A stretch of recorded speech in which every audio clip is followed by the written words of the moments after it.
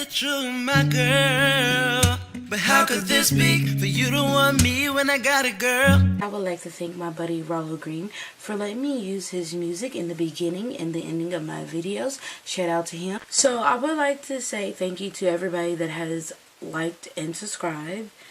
I really do appreciate it, and I'm sorry for some of the people that I'm just now commenting back on my last video, but I don't get the notifications for some reason.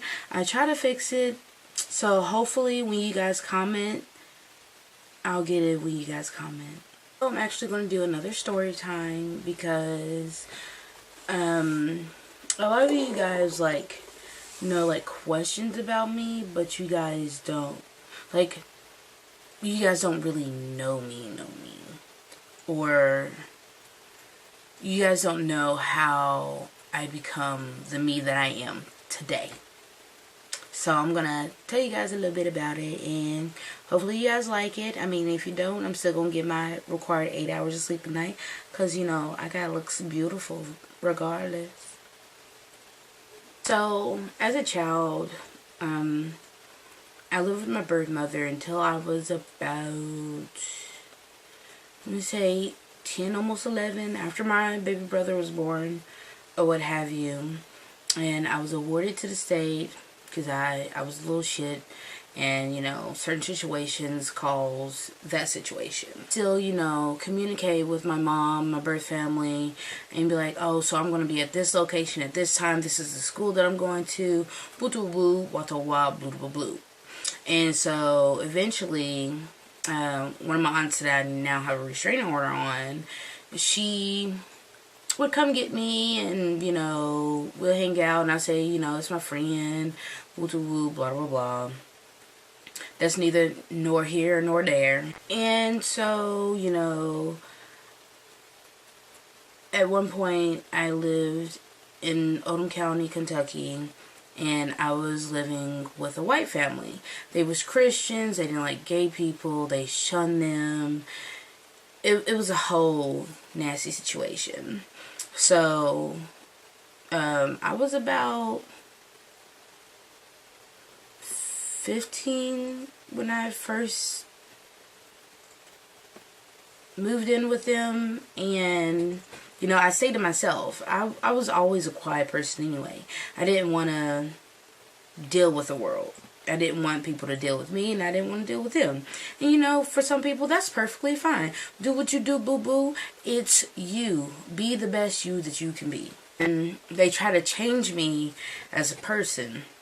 They wanted me to take out my piercings. They didn't like me having a tongue ring. They tried to force me to go to church. It just wasn't working out.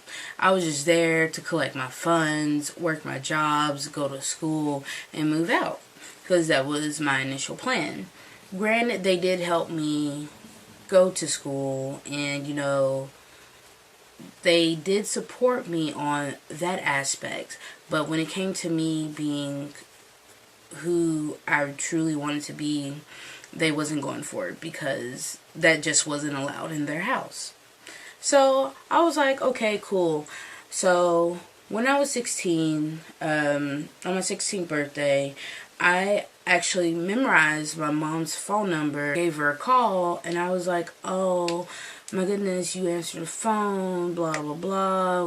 We reunited, connected, told her where I was, got my driver's license, and you know, I was making trips back and forth from Oldham County to Louisville. And you know, my mom apologized for things that had happened. She, at one point, tried to buy my love, and I was like, girl, no, I don't need none of that. I'm financially stable. I don't need your help, but I do appreciate what you're trying to do, but that's not what you do to reconnect. When I was 18, I moved out of my foster home, and then I had 3 jobs while still going to school for a CNA.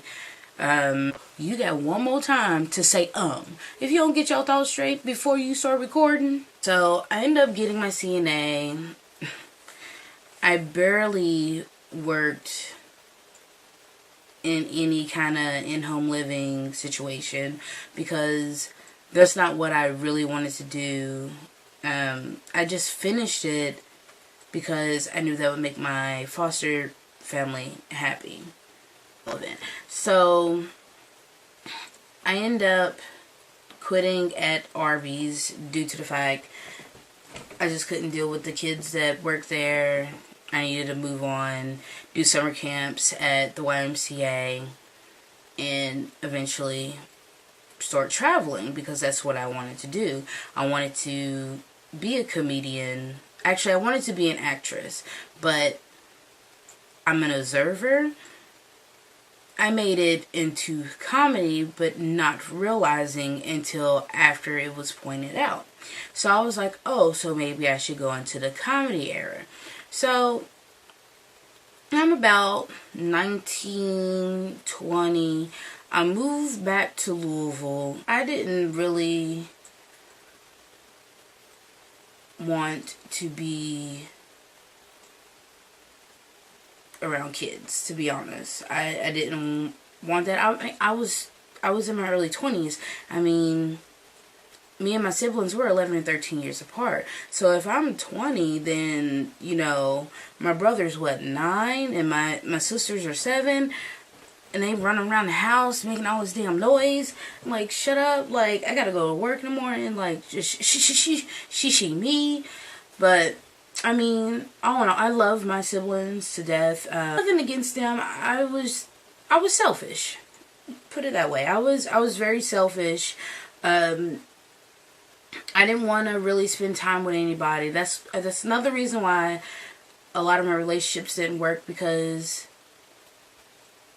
I didn't want to spend the time that was needed to make a relationship work. Nor did I want to be in a relationship. I wanted to date other people. I've always been a people pleaser. I never really said no. People ran over me back and forth. And as I got older, I was like, you know, you got to do what's best for you, honey. You can't let people keep walking all over you and expecting a different outcome and acting the way that you act. So I stopped messing with a lot of people and stayed to myself, focused on myself, focused on what I needed to do in life. And I ended up meeting somebody that was kind of on the same level. We talked for about 2 years and we wasted 3 years. Grow up. Like, out here dibbling dabbling is not cute at all. You're married, have kids, and you have a foundation for yourself. Baby boy, baby girl, baby trans, whatever you are, be you. For sure. But if you're not ready to be in a relationship, if you're not ready to be committed, don't be committed. Tell the person straight up, hey, I'm talking to 20,000 other people. I mean, I want you to be my main, but I also want to dibble and dabble, put my fingers in the cookie jar. You need to let these people know, because you can't be in a whole relationship. You can't be in a whole marriage out here being a ho-ho. Like, you can't, you got a whole man, a whole woman, a whole whatever at home with a whole lot of kids and out here wanting to dibble and dabble and everything. That's how STDs get spread, baby. Like, no, let's not do that, please. Honey, I'm gonna have to wrap up this video because y'all new generation and got me irritated, and I gotta go. I gotta go and play my video game for today, because y'all a hot mess. Y'all a whole hot mess. Thank you for watching this lovely video. Make sure you guys like and subscribe to my channel, and if you guys like what you see or you want to see more, make sure you just comment. I'll hit you back eventually.